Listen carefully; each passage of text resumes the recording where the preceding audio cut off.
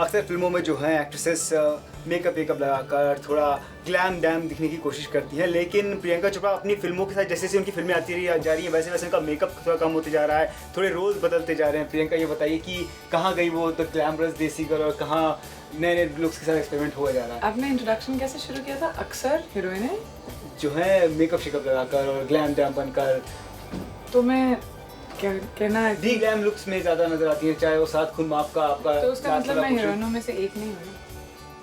ओह, उन हीरोइनों में से एक में ही है ना, एक नंबर वन हीरोइन है। नहीं, मैंने वो नहीं कहा। अच्छा, मैंने बोला मैं आप मेरे को जनरलाइज ना करें, कैटेगरी में मत डालिए। तो आपके फैंस जो है आपको कब ग्लैमरस रोल में और वो फिर जो बिकिनी बॉडी वाली प्रियंका चोपड़ा थी जहाँ पर दिखाई दिया था दोस्ताना में, वैसा कब देख पाएंगे? Different films, different requirements.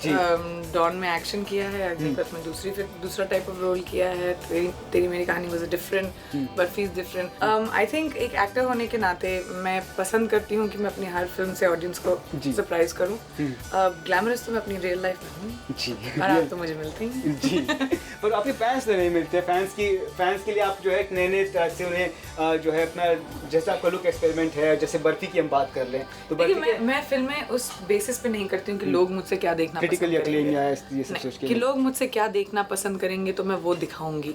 I don't believe in that. मैं फिल्में करती हूँ, अगर मुझे कहानी अच्छी लगी तो अभी मेरे डैड या मेरे लिए फिल्में तो कोई बनाता नहीं है, मेरे पास जो फिल्में आती है मैं उनमें से चॉइसेस। ये तो गलत बात बोली आपने, खैर चलिए आगे। नहीं, मतलब मेरी इट्स नॉट लाइक अच्छा आज मूड है कि किसी फिल्म बनाए, वैसा तो नहीं होता। हाँ। बट तो जिन फिल्मों में मेरे को अपॉर्चुनिटीज मिलती हैं बाय गॉड्स ग्रेस, मुझे जैसे आपने कहा मेरे लिए लोग कैरेक्टर्स लिखते हैं एंड फिल्में मुझे बहुत इंटरेस्टिंग आती है मेरी तरफ, and I am very excited about the films I am doing. In fact barfi के साथ आप मेरा बहुत ग्लैमरस अवतार देखेंगे, मेरा सिंगल भी रिलीज हो रहा है उसी दिन जी।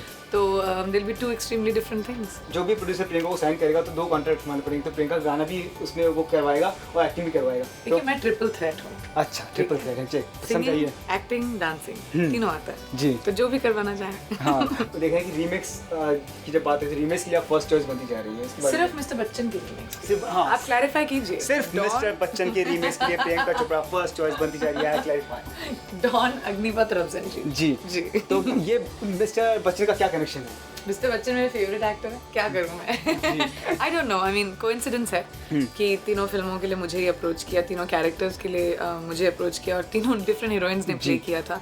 लेकिन मेरे लिए इंटरेस्टिंग है कि मैं तीनों को कैसे अपनी तरफ से अलग करके प्रेजेंट करूँ। और अगर हम बात करें आपकी अभी जो नई फिल्म आ रही है मधुर भंडारी की हीरोइन, तो आपने हीरोइन की प्रोमोज देखे हैं और क्या आपको लगता है कि आप जैसा नेशनल अवार्ड आपने जीता कि ये फिल्म भी मधुर को एक नेशनल अवार्ड दिला पाएगी? I hope so. I think मधुर एक बहुत ही अच्छे डायरेक्टर है और हीरोइन बहुत ग्लैमरस फिल्म लग रही है, बहुत अच्छी फिल्म लग रही है और करीना तो है ही एक बहुत अच्छी actress. So I think the film has great potential. अभी कहानी कैसी होगी वो हम लोग को भी देखनी है। I am very excited about it. Bollywood में कई तरह के जो है कहा जाता है कैंप्स है, कहा जाता है so called camps, Khan camp से ये कैंप है, पर अब चोपड़ा कैंप एक नया बनता जा रहा है, उसके बारे में बताइए। प्रियंका चोपड़ा, परिणीति चोपड़ा, अभी तो सिर्फ 2 आई हैं, अभी तो हमारी लंबी लाइन है। धीरे धीरे रुकिए, आप देखिए मेरा तो मैं अपनी लिनिएज बना रही हूँ। रणवीर को मैंने उसको बोला था अगले पिछले दिन बर्फी में कि तुम्हारे 4 जनरेशंस को मैं एक ही जनरेशन में ले आऊंगी। ये बताइए कि अब हमने सुना कि बारबी चोपड़ा भी एंटर करने वाली है बॉलीवुड में, is it true? Bobby Handa, उसका नाम Bobby Handa, but she is my बुआज डॉटर। लेकिन जी हाँ, वो भी मेरे 3-4 कजन्स हैं जो एक्ट्रेसेस बनना चाहती हैं। मेरे कुछ कजन्स हैं जिनको मैं एडीज बना रही हूँ, मेरे कुछ कजन्स हैं जो डायरेक्टर्स और फोटोग्राफर्स बनना चाहते हैं, तो फिर हमारा धीरे धीरे सीप रहे हम अंदर। अच्छा, ये बताइए कि बाकी लोग को इसके अंदर एंट्री करनी होगी इस कैंप के अंदर, तो क्या इसके लिए क्राइटेरिया रहेंगे, क्या क्वालिफिकेशन चाहिए होगी? आपको हमसे रिलेटेड होना पड़ेगा, बस ये चीज़ चाहिए होगी। मुझसे अगर रिलेटेड है, खून का रिश्ता है, तो फिर आपको बढ़ावा दे सकते। मतलब जो दूसरे स्टार्स हैं उसका सोचे कि अभी तक उनका नंबर नहीं आने वाला, अगर वो सोच रहे हैं कि कभी चोपड़ा कैंप में, प्रियंका चोपड़ा कैंप जी।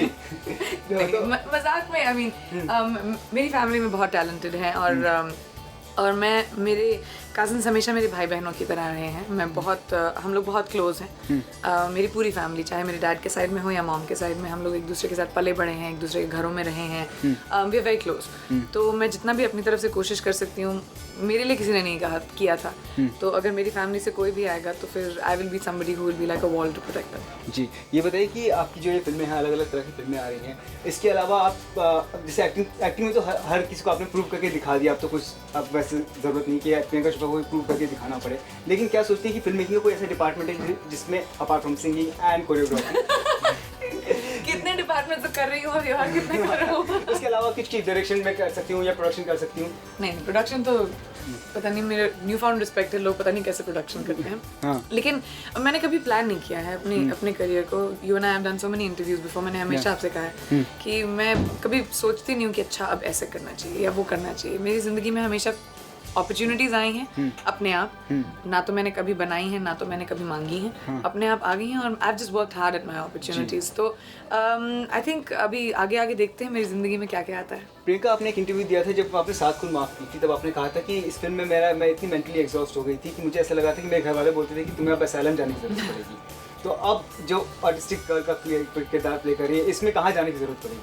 असाइलम जाने बिल्कुल भी नहीं। आई थिंक बर्फी ने मुझे एक नई लीज दी है जिंदगी में, और हम सब के लिए, रणबीर मेरे लिए, इलियाना के लिए, हम सब के लिए, क्योंकि बर्फी इतनी पॉजिटिव फिल्म है एक कि उसने मुझे एक्चुअली सिखाया है कि हम लोग जिंदगी में ये दोनों कितने खुश हैं। बर्फी का कैरेक्टर और झिलमिल का कैरेक्टर, एक ऑटिस्टिक है, एक डेफ एंड म्यूट है, लेकिन जिंदगी को अपने स्ट्राइड में लेकर हंसी खुशी हंसते रहते हैं। पैसे नहीं है, घर नहीं है, खाना नहीं है, लेकिन हंसते रहेंगे और खुशी से जिंदगी कटती है।